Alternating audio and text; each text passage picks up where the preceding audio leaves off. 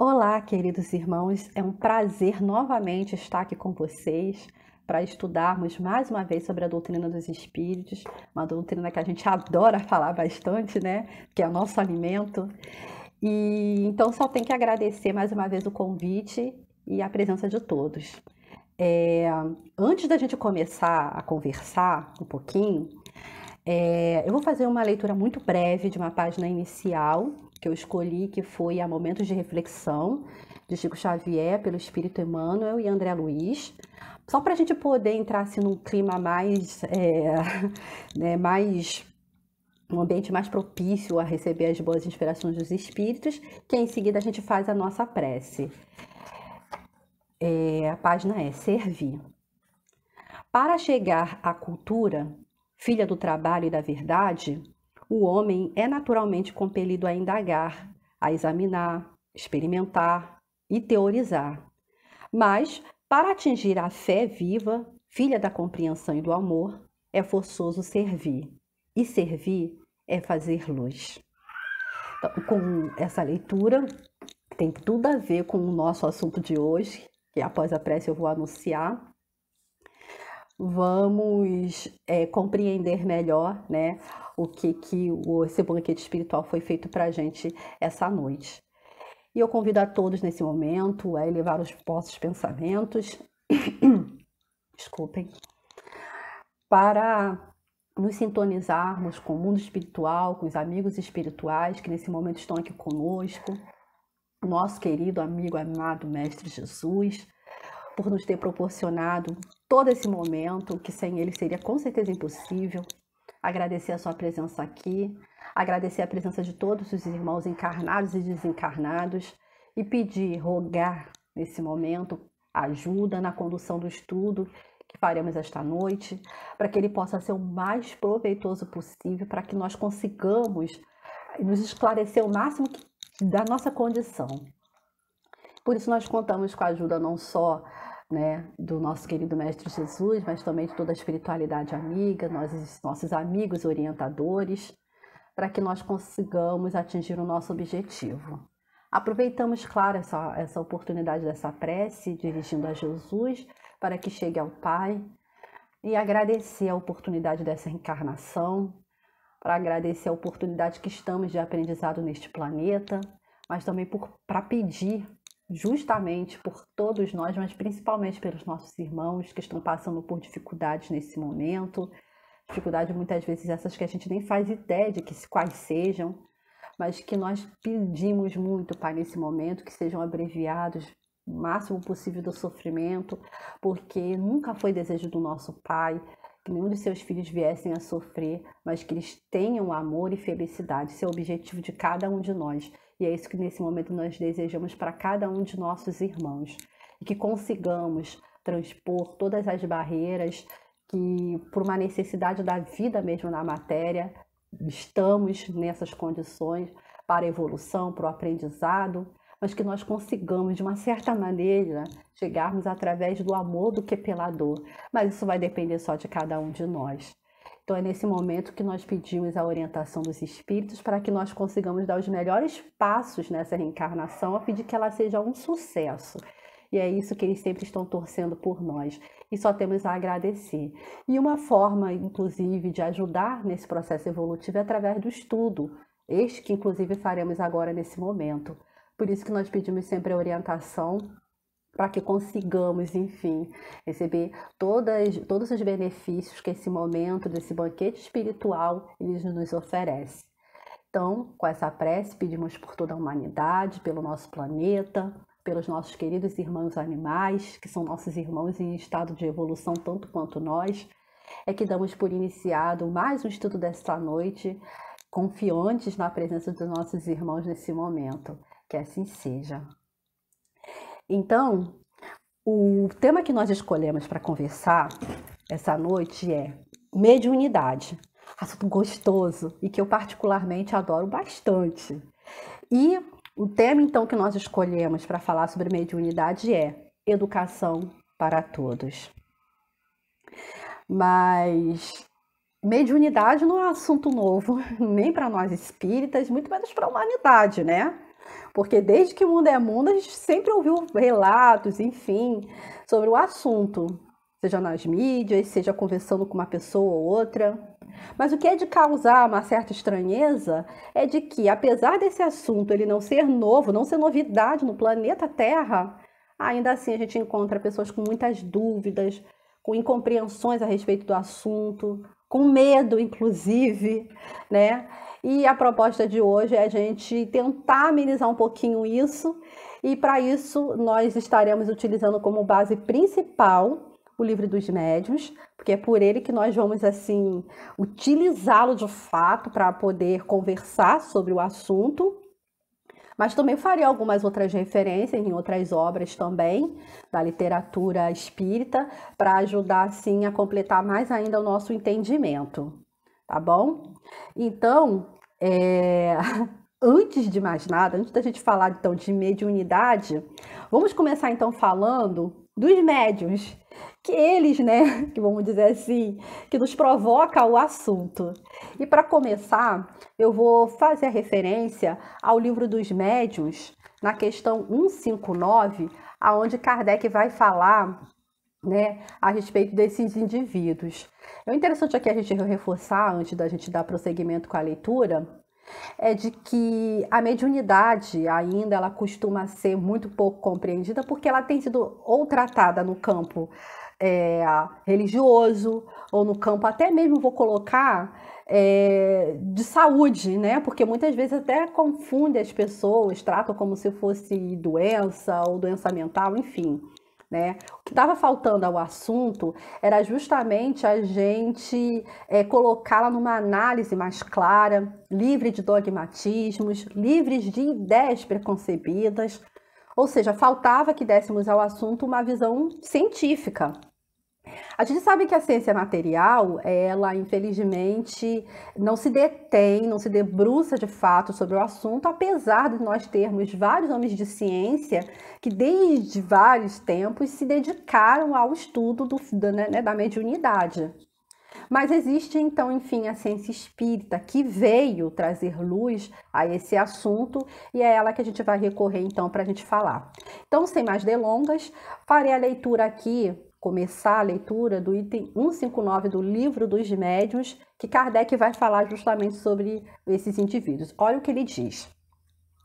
Todo aquele que sente, num grau qualquer, a influência dos espíritos é por esse fato médium. Todo aquele que sente, num grau qualquer, a influência dos espíritos é por esse fato médium. Essa faculdade é inerente ao homem, não constitui, portanto, privilégio exclusivo. Por isso mesmo, raras são as pessoas que dela não possuam alguns rudimentos. Pode-se, pois, dizer que todos são mais ou menos médios. Então vamos parar por aqui em princípio. O que Kardec, a princípio, quer dizer com isso? Para tirar esse bicho de 7 cabeças, desmistificar de cara, ele vai dizer, olha, é da natureza do ser humano. Faz parte da humanidade. Não é algo fora da sua realidade, da sua constituição. Tanto que somente os seres humanos é que podem se servir de médiuns. Então ele vai dizer, é da natureza do ser humano, não é bicho de 7 cabeças, não é algo que a gente tenha que tratar como se fosse, né, alguma coisa extraordinária, sobrenatural. Não, está na constituição do homem. Tanto que ele vai dizer assim, raras são as pessoas que algum rudimento de faculdade mediúnica possuam, que no geral a gente observa que todos. Só que, olha, eu queria chamar a atenção de vocês para uma palavra importante que ele fala aqui. Todo aquele que sente, num grau qualquer, influência dos espíritos é por esse fato médio. Quando a gente vai lá no Livro dos Espíritos, na questão 459, que é essa que a gente recita como mantra, né? Que ele vai falar que da ação dos espíritos, né? A influência dos espíritos sobre os nossos pensamentos e ações. Ali ele vai falar que todos nós somos influenciados pelos espíritos, ou seja, todos nós recebemos investida do mundo espiritual, sejam lá boas, sejam lá más, mas todos nós recebemos. Só que é uma diferença muito grande entre você receber essa influência e você perceber que está sendo influenciado. No Livro dos Espíritos ainda ele vai dizer que é interessante até que, de modo geral, não venhamos a perceber quando o pensamento que nos acode é nosso ou dos espíritos. O que a gente precisa se preocupar é no tipo de pensamento que nos acode, se eles são bons ou se eles são maus, tá? Porque se sempre está vindo pensamentos ruins, de duas umas, ou a gente está sendo muito bem, muito assessorado pelos maus espíritos, e que inclusive nós temos ali, deixando ali nossas tendências, né, mas vir com maior facilidade do que trabalhá-las. Então, é importante que nós estudemos o pensamento. Não precisamos, em princípio, ficar sabendo se aquele pensamento é meu ou dos espíritos. A partir do momento que eu abrigo esse pensamento, ele passa a ser meu. Não importa a origem dele. E se esse pensamento eu abrigá-lo, ele for ruim, eu vou estar sendo responsável por ele. Então, os espíritos falam que, no geral, é até interessante que a gente nem saiba a origem, para que a gente possa obrar com maior liberdade, né? Enfim, então isso, em princípio, todo mundo é influenciado, e não é esse fato que faz com que as pessoas sejam médiuns. O que chama a atenção, que Kardec vem dizer aqui no Livro dos Médiuns, no item 159, é todo aquele que sente a influência.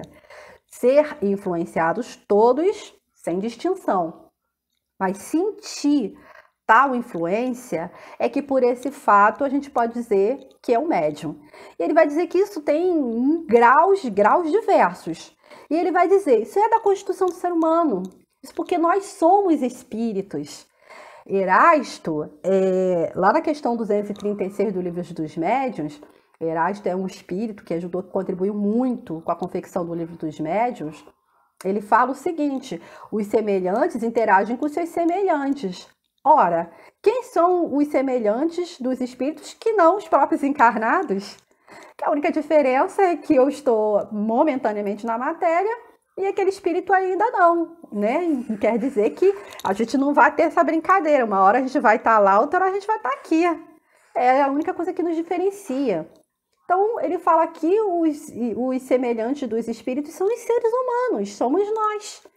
Então, é raro que a gente não perceba em algum dado momento da nossa vida que estamos sendo influenciados. Mas olha só que interessante, Kardec, ele continua nos dando uma explicação um pouco melhor ainda sobre esse assunto, que ele vai continuar dizendo assim ainda no item 159.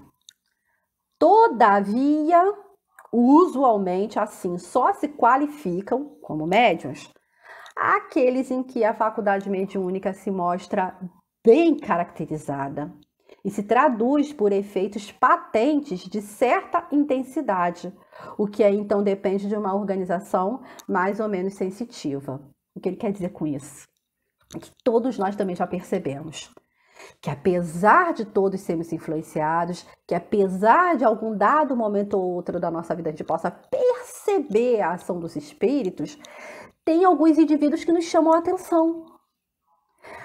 Tem indivíduos que parecem que percebem, que sentem muito mais a influência dos espíritos do que os outros, né? Isso fica muito nítido neles, né? Porque isso fica bem caracterizado, que se traduz por efeitos patentes, ostensivos, ou seja, é evidente que tem alguma coisa diferente com aquele indivíduo, que ele consegue perceber mais a influência do plano astral do que as outras pessoas.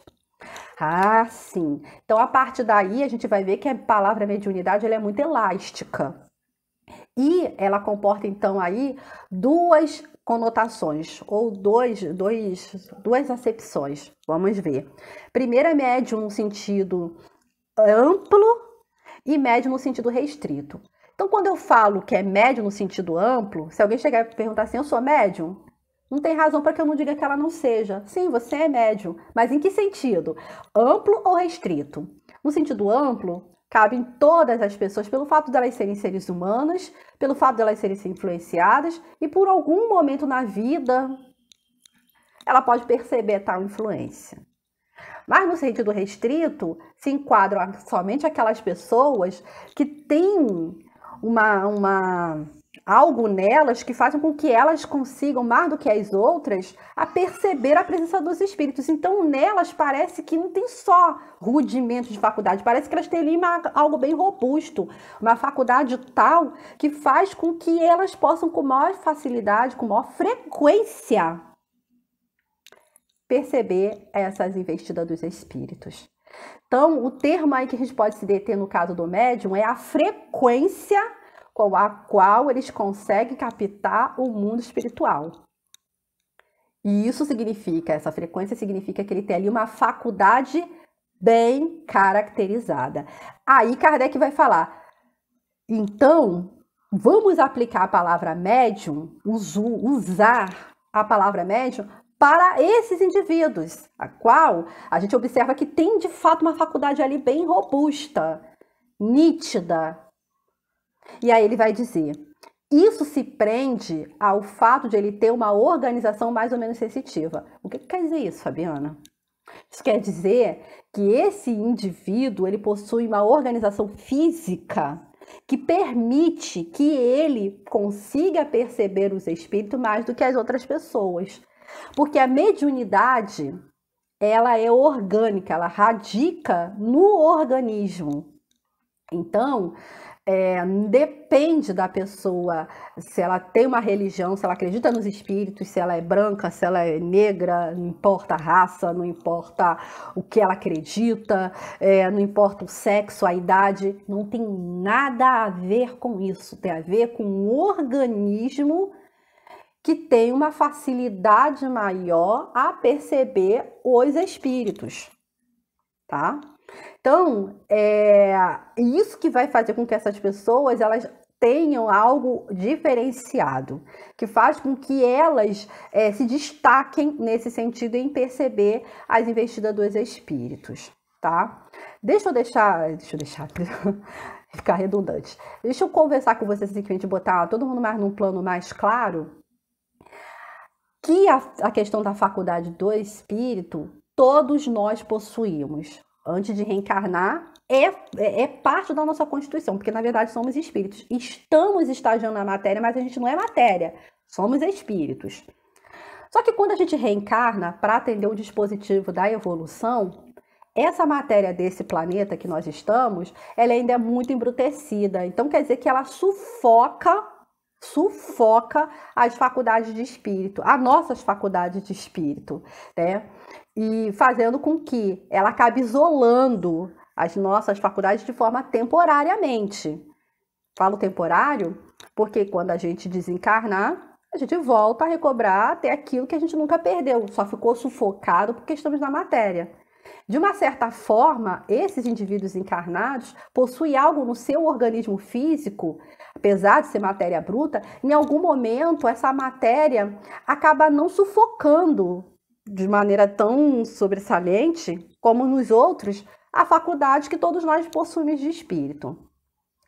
Para endossar isso que eu estou falando para vocês, eu vou recorrer aqui mais uma vez ao Livro dos Médiuns, mais especificamente no item 236, que é uma dissertação que Erasto faz, e ele acaba nos deixando-se mais claro essa questão de ser ou não médium e o que faz, o que principalmente implica em uma pessoa vir com maior disposição do que outra à mediunidade.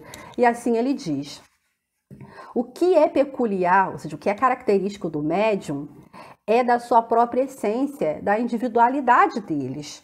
É uma afinidade especial e, ao mesmo tempo, uma força de expansão particular que lhes suprem toda a refratariedade e estabelecem entre eles e nós uma espécie de corrente, uma espécie de fusão que facilita as nossas comunicações. Aliás, é essa refratariedade da matéria que se opõe ao desenvolvimento da mediunidade na maior parte dos que não são médiuns. O que ele está querendo dizer aqui?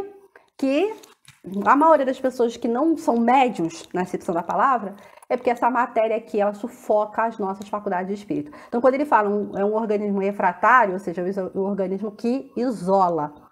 Nesses indivíduos, há uma certa particularidade que faz com que o fluido que sai do perispírito, que é o nosso corpo espiritual que continua conosco, apesar de estarmos matéria, ele não seja sufocado. Quando ele fala aqui força de expansibilidade, é o momento em que a matéria, ela não impede, essa matéria, não impede que os fluidos do perispírito, ele, né, se expanda. Que é aí que faz com que a gente consiga captar um mundo extracorpóreo.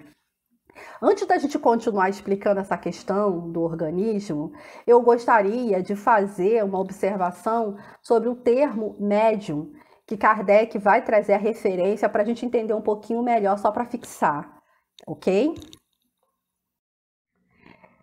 Então, para a gente fixar o termo médium, eu fui buscar a referência no livro Instrução Prática sobre as Manifestações Espíritas. É um livro de Kardec.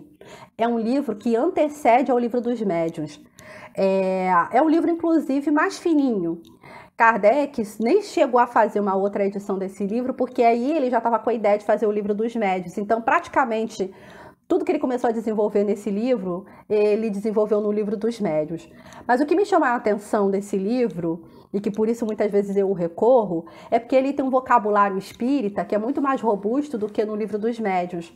Kardec disse que não iria fazer o vocabulário espírita muito extenso no livro dos médiuns, inclusive está lá no finalzinho praticamente do livro, porque ele tinha uma ideia de fazer um compêndio, né, um material separado só do vocabulário espírita. Acabou não dando tempo.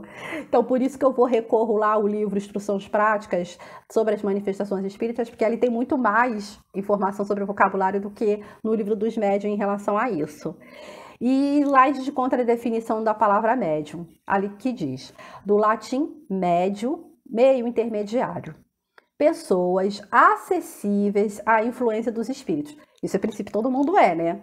Mas ele fala, e mais ou menos dotadas da faculdade de receber e transmitir as suas comunicações. Então, para eu receber e transmitir, eu preciso codificá-las, eu preciso compreendê-las, preciso percebê-las. Caso contrário, não tenho como fazer isso. É aí a grande diferença da pessoa que é médium e que não é. E aí ele fala, para os espíritos, o médium é um intermediário, é um agente ou um instrumento mais ou menos cômodo, conforme a natureza ou grau da faculdade mediúnica. Distingue-se diversas variedades de médiuns segundo sua aptidão particular para tal ou qual modo de transmissão, ou tal ou qual gênero de comunicação. O que ele quer dizer com isso?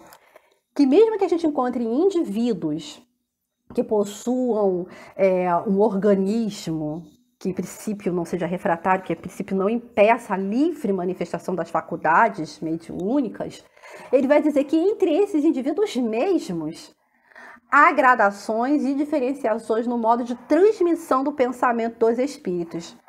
Ou seja, não basta ter um organismo propício, ainda a forma como você vai poder transmitir o pensamento dos espíritos variam de médium para médium. Tanto que daí a gente vê que existem médiuns de efeitos físicos, ou seja, pessoas que são muito mais aptas a serem utilizados pelos espíritos para testar a presença deles de forma ostensiva, ou seja, ruídos, pancadas, movimentos dos corpos inertes, né? Enfim, a tal das mesas girantes, né? Dos objetos que podem voar, enfim. Então, os espíritos podem voar, não, porque os espíritos fazem que voem. Isso, ou seja, são pessoas que têm mais aptidões, se mostram mais aptas aos espíritos quando forem utilizá-las delas, eles conseguem encontrar mais nelas maiores capacidades de se manifestarem pelos efeitos físicos. Da mesma forma que também existem os médiuns audientes, ou seja, as pessoas que possuem a facilidade de captar o pensamento dos espíritos através da audição. Os médiuns falantes ou psicofônicos, né? As pessoas com as quais os espíritos vão utilizar os órgãos da fala delas para também expressarem seus pensamentos. Os videntes, que são as pessoas que os espíritos conseguem, através da visão, né? Essas pessoas conseguem observar o mundo dos espíritos, os espíritos, enfim, a população inteira do mundo espiritual. Tem os escreventes, ou médiuns psicógrafos, que conseguem escrever sob a influência dos espíritos. Então, quando os espíritos querem traduzir seus pensamentos, utilizam essas pessoas, conseguem escrever, né, mediunicamente, ou seja, sob a influência deles. Então, a gente vai ver que, apesar de serem médios, as pessoas possuem faculdades mediúnicas diferentes. Isso também vai depender do organismo.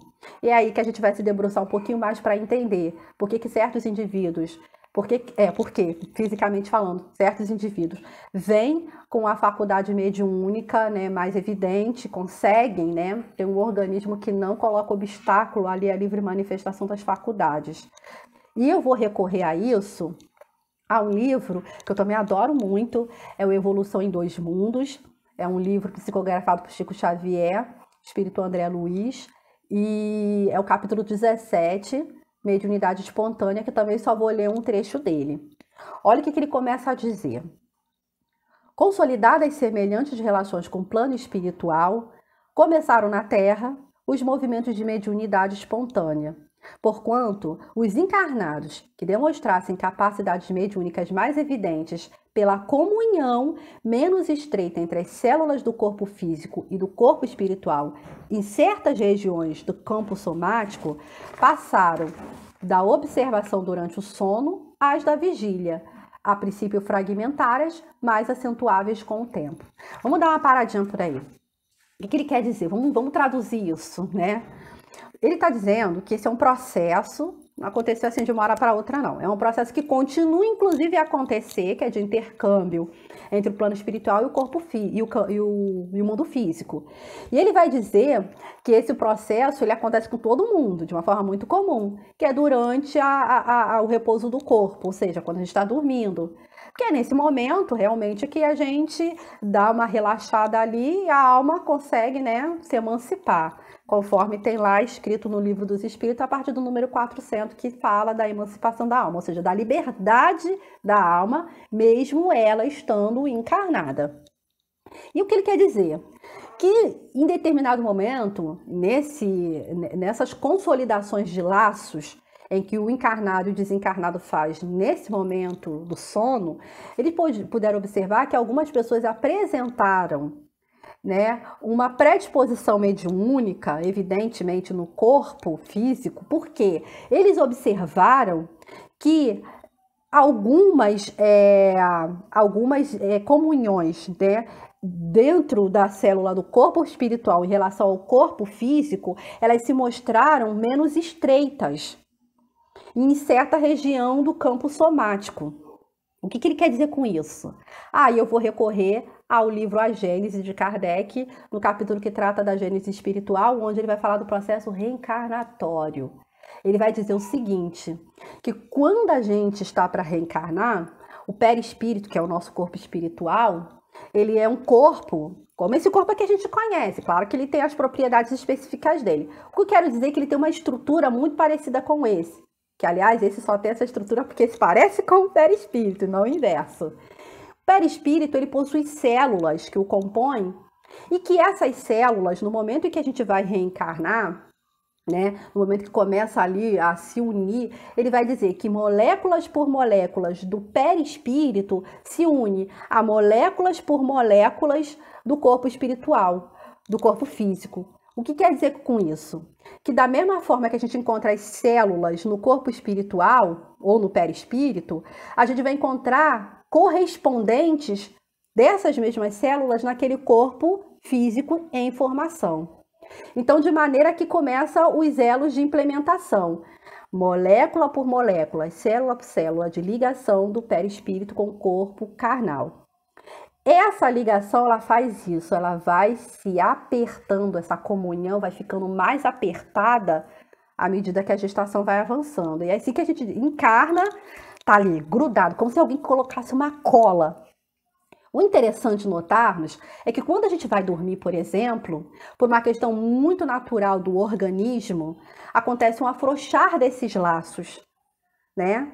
Quando acontece esse afrouxar desses laços, acontece uma expansibilidade, ou seja, fluido do perispírito começam a se expandir. É aí nesse momento que a alma aproveita, ó, para dar uma escapada. Vou passear, vou recrear. O que ele quer dizer é que em certos indivíduos, esses elos de ligação das células do perispírito com as células do corpo carnal, elas estão ligadas, mas não tão apertadas. É como se em algum ponto elas ficassem frouxas. Elas estão ligadas, mas em certo momento elas estão frouxas.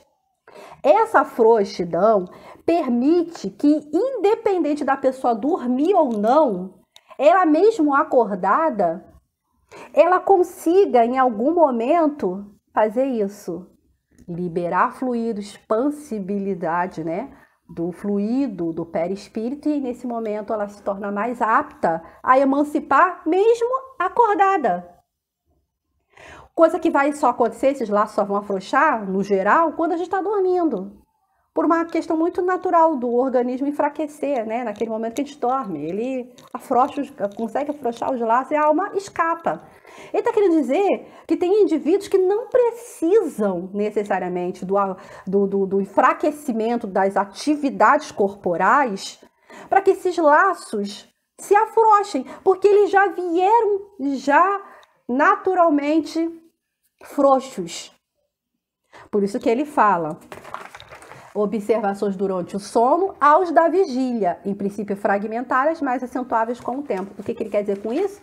Tem essas pessoas que, em princípio, elas conseguiam emancipar só quando estavam dormindo. Mas, por uma questão de um processo reencarnatório, em algum momento, essas pessoas, esses laços que prendem o espírito à matéria, já são afrouxados, independente de ela estar acordada ou não. Ela consegue emancipar-se acordada, não tem necessidade do enfraquecimento momentâneo do corpo para que a alma possa aproveitar e perceber todo o vislumbre do plano espiritual. Só que tem um detalhe, ele fala lá, em certa região do campo somático, ou seja, esse afrouxar natural, ele não são em todas as regiões de implementação do perispírito com o corpo, não. São em certas regiões. E o que isso significa? Olha o que ele diz. Então, quanto menos densos, ou seja, quanto menos apertados os elos de ligação entre os implementos físicos, ou seja, do corpo físico e espiritual, no órgão da visão, por exemplo, mais amplas possibilidades da pessoa ser vidente, prevalecendo as mesmas normas para as modalidades tantas outras no intercâmbio entre as duas esferas. E é isso que faz com que alguns médios sejam videntes, outros escreventes, outros audientes, outros psicofônicos. Por quê? O campo onde esses laços são frouxos não são em todas as regiões iguais para todo mundo. Em uns é no campo que cuida do órgãos da visão, outros da audição, e por aí vai. Isso valendo para todas as outras modalidades mediúnicas. Olha só que interessante como a gente consegue compreender que a mediunidade não é bicho de sete cabeças, não é algo sobrenatural, faz parte do ser humano, e a gente consegue entender por que alguns vêm, não é só porque eles não são especiais, muito pelo contrário, em relação aos outros. Vamos entender também lá na frente o motivo dessa providência divina. Tá? Mas dando continuidade ao nosso entendimento, a gente vai ver então que a mediunidade ela é radicada no organismo, ou seja, é orgânica. Então, esquece aquela história, se uma pessoa entrar na casa espírita e começa a estudar, a pessoa fala assim, ó, depois que você estudar bastante, você vai conseguir ser médium. Conversa, isso não existe. Isso é uma coisa que já vem, ó, antes da pessoa reencarnar, no processo reencarnatório que a coisa acontece, tá? Então, é interessante que a gente consiga observar que não é a moralidade, não é o estudo, não é o conhecimento, não é o fato dela ser espírita ou não, que vai fazer ela ser médium. O que vai fazer ela ser médium é o organismo dela e a peculiaridade do fluido que ela expele, que pode ou não se combinar com o dos espíritos livres. Porque também não basta ter um organismo sensível, não. O fluido que você liberar, ainda por cima, ele tem que combinar com o dos espíritos livres. É isso que Erasto fala lá na questão 236. Há uma certa peculiaridade nos fluidos que não se repelem, de forma que se combinam. Tá? Você vê, a questão é mais profunda do que a gente possa imaginar. Mas, enfim, já que para ser médium não depende de estudo, não depende da moral, enfim, de idade, de sexo, de cor, de raça, de crença, entretanto, o uso que você faz dela, aí vai depender, sim, do conhecimento e principalmente do moral. Por quê? A mediunidade em si, ela é neutra. Ela não é nem para o bem nem para o mal, vai depender do uso que você faça. Então, quanto mais o indivíduo ter o conhecimento das suas faculdades e se moralizar, melhor ele se colocará como ferramenta à disposição dos espíritos, enfim, para serem ali seus transmissores de pensamento.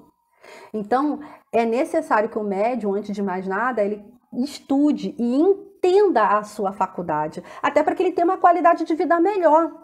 Até para que ele não venha a confundir isso com, por exemplo, uma loucura, achar que está doente, achar que está maluco. O que muitas vezes a gente vê, inclusive, que é uma desinformação, e quando às vezes as pessoas entram na casa espírita, tá ali com a mediunidade aflorada, ali no pico mediúnico, enfim, e a pessoa chega e fala assim para a pessoa, olha, você tá com a sua mediunidade deseducada. Não tem mediunidade deseducada. Existe um médium que não está educado. A pessoa, ela precisa compreender, porque o conhecimento liberta, né? Então, quanto mais você conhecer, melhor você vai usar seu instrumento. Olha só que Kardec fala lá no item 162 do Livro dos Médiuns. Ele fala assim, o que há de fazer-se quando uma faculdade dessa natureza, ou seja, a faculdade mediúnica, se desenvolve espontaneamente no indivíduo, é deixar que o fenômeno siga o seu curso natural. A natureza é mais prudente do que os homens. Acresce que a providência tem seus desígnios, e aos maiores destes pode servir de instrumento à mais pequenina das criaturas. Então, não tem essa de que a gente tem que controlar sua mediunidade, que ela está desenfreada. Não, você tem que educar o médium, não a faculdade mediúnica, porque ela já vem ali, já está pronta para o indivíduo trabalhar, ele já é médium, independente se ele conhece, acredita, deixa de acreditar.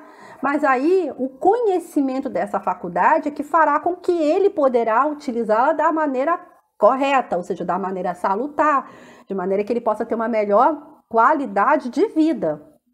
O médico precisa ter uma qualidade de vida, né? Mas isso só vai acontecer quando ele compreender o que se passa com ele, quando ele compreender. É por isso que a ciência espírita está aí, para ajudar na educação não só dos médios, mas de todos.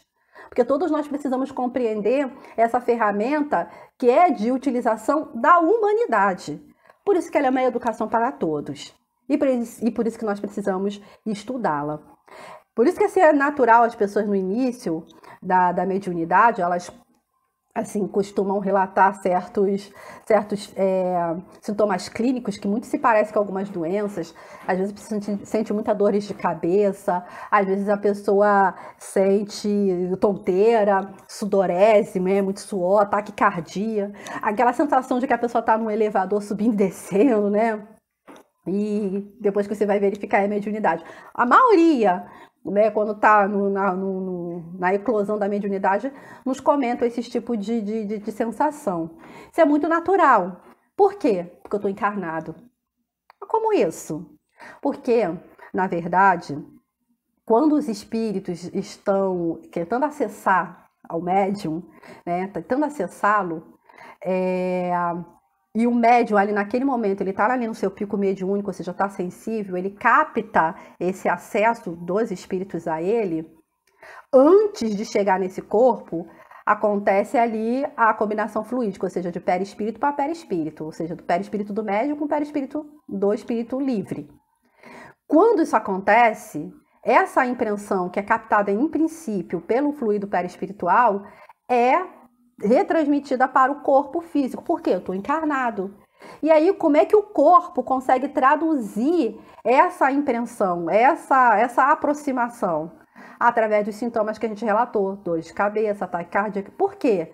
Porque o corpo ainda não entendeu que o que está acontecendo com ele ali é uma influência espiritual. Para ele, em princípio, é como se fosse um organismo vivo tentando invadir o meu sistema de proteção.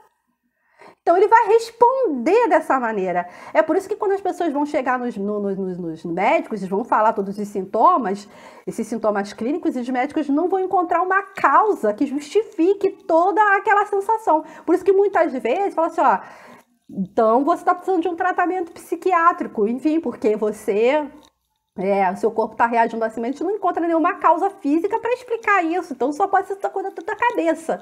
E aí a pessoa acaba levando um tratamento que muitas vezes não tem nada a ver, porque a gente está falando de mediunidade. Mas como é que a gente vai diferenciar? Que é uma coisa puramente física ou é simplesmente uma reação do corpo?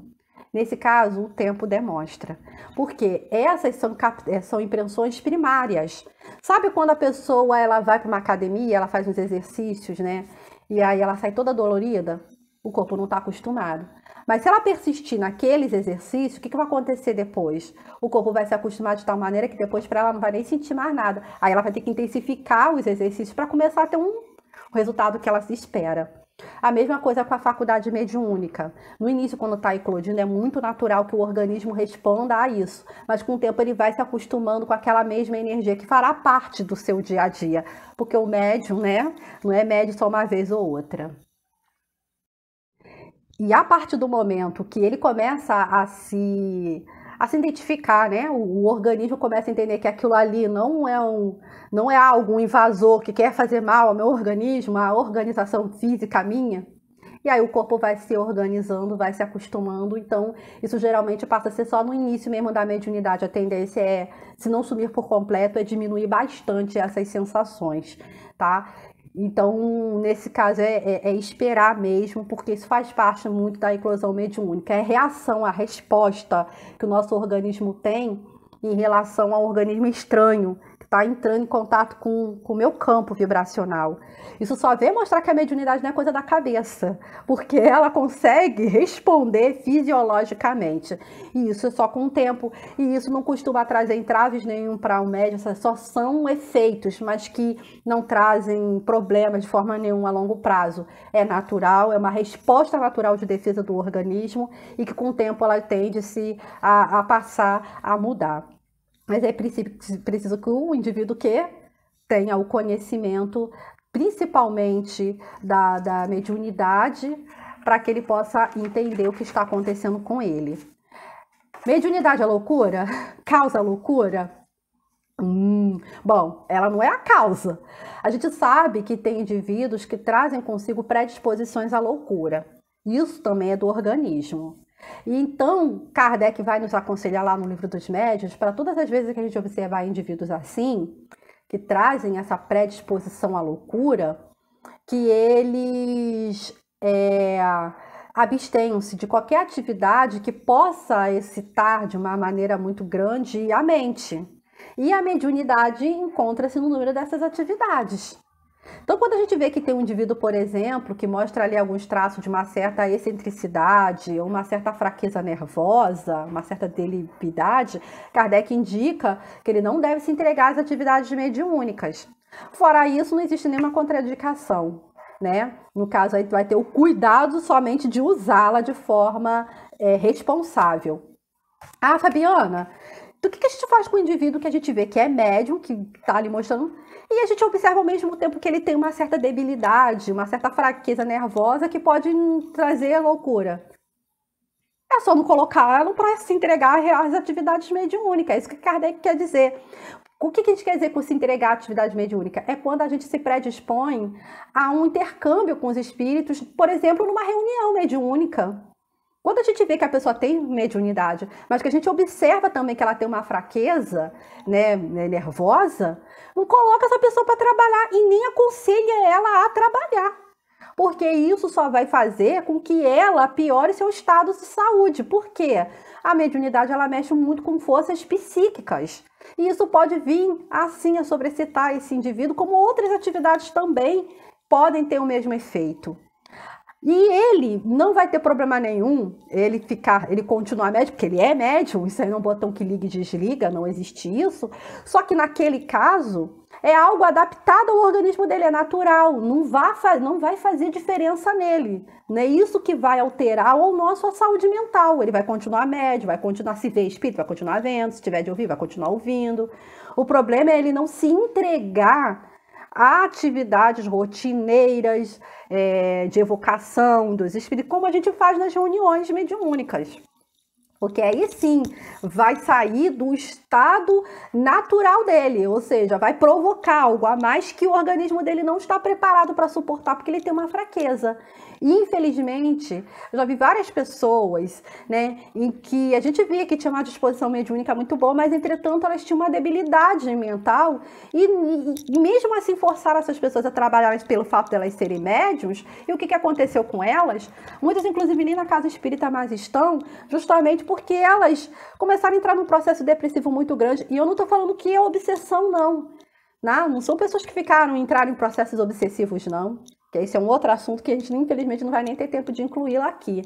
Mas é uma questão mesmo que elas ficaram debilitadas mais ainda organicamente e não conseguiram mais nem continuar o trabalho. Isso trouxe sérios, graves danos para a vida dela material, né? Porque realmente elas começaram a se impossibilitar até de fazer as coisas mais comezinhas do dia a dia. Por quê? Não era para elas trabalharem como médium. Elas são médiuns, vão continuar tendo a faculdade mediúnica, mas do jeito que está, a natureza permite que assim elas consigam ficar, não vai ter problema. O problema é elas não terem condições de se entregarem a um trabalho que nem a gente se entrega, por exemplo, nas casas espíritas. Isso que não deveria acontecer. E isso que a gente deveria também, através da educação, do conhecimento da mediunidade, a gente consegue observar quando tem indivíduos que não, apesar da disposição mediúnica, não serviriam para médium. Porque para eles iria ter um grave prejuízo na sua economia orgânica. E é isso que a gente tem observado também muitas vezes, tá? É que nem aquela história de mediunidade nas crianças. A gente sabe que criança não tem maturidade, nem compreensão suficiente para poder entender o mundo dos espíritos. Mas tem ali as crianças que são médiuns. O que Kardec aconselha nesse sentido? Tratar de forma mais natural. Se a criança, por exemplo, está vendo um espírito, trata aquilo como se fosse natural. Poxa, que legal. Mas não incentivar isso nelas. Ou seja, porque é médium, vou botar lá na reunião, ou eu vou ficar incitando aquela criança a falar mais do que está acontecendo. Não, trata como natural, como qualquer processo natural. Porque ele fala que se a criança veio médium ali, é porque está nas constituições naturais dela, é porque o organismo dela permite isso, que ela suporte aquilo. A natureza é mais sábia e mais previdente do que os homens. Isso Kardec nos diz, que está na Constituição. O que você não deve é fazer com que aquela criança se entregue a um trabalho mediúnico, primeiro, porque ela, se ela não tiver nem condições de compreender, ela pode acabar brincando com coisa que ela não é brinquedo e ela não tem condições de compreender que aquilo não é brinquedo. Ele fala, trata naturalmente, porque é dela, não vai fazer mal para ela, está na Constituição dela. Mas daí é você usar aquela criança para trabalhar se ela sem compreender o que se passa, porque existem os velhacos no mundo espiritual da mesma forma que existem entre os homens.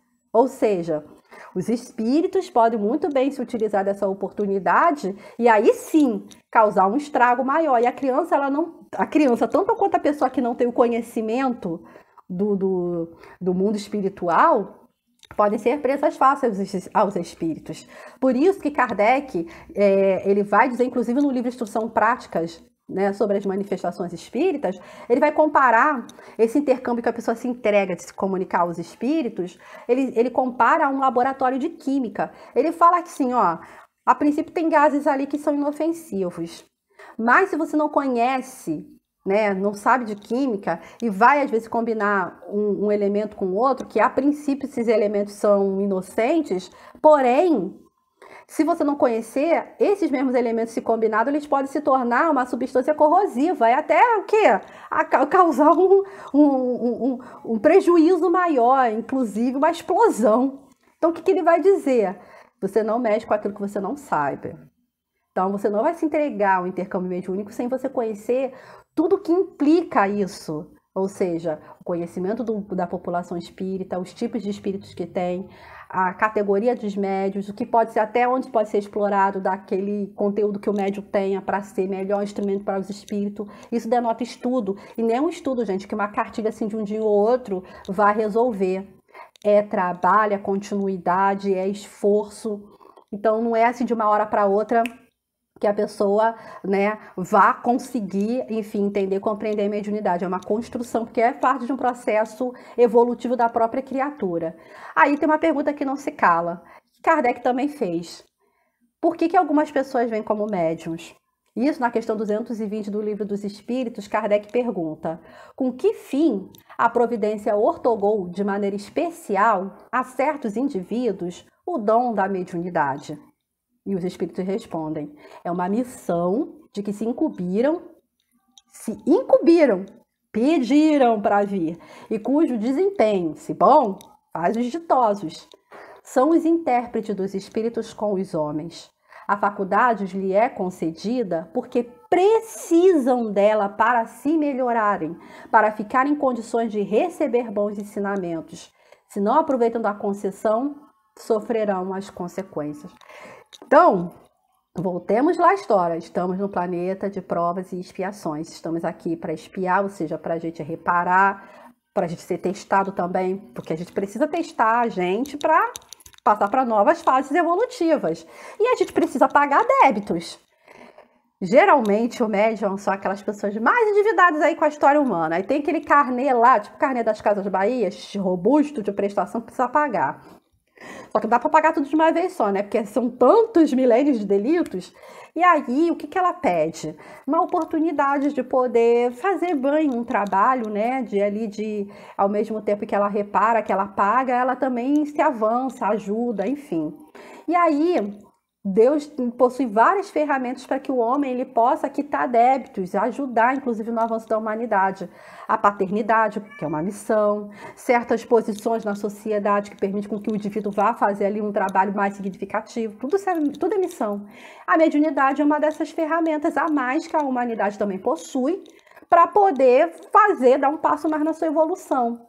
Então, como ainda a matéria do nosso planeta, como a gente falou lá no início, ela ainda causa um obstáculo a livres manifestações da faculdade de espírito, então, enquanto a gente ainda não chega no nível em que a mediunidade ela vai se espalhar por toda a humanidade de forma bem robusta, que nem o apóstolo Paulo diz que isso vai acontecer, alguns indivíduos vêm assim, usando essa ferramenta e que pedem, imploram para vir, para poder, enfim, reparar débitos, né? E a mediunidade é mais uma dessas ferramentas e que, se não souber utilizá-la bem, vão responder como todas as outras ferramentas de habilidades que Deus nos dá para o nosso progresso, a gente vai responder por elas. E a mediunidade não é diferente.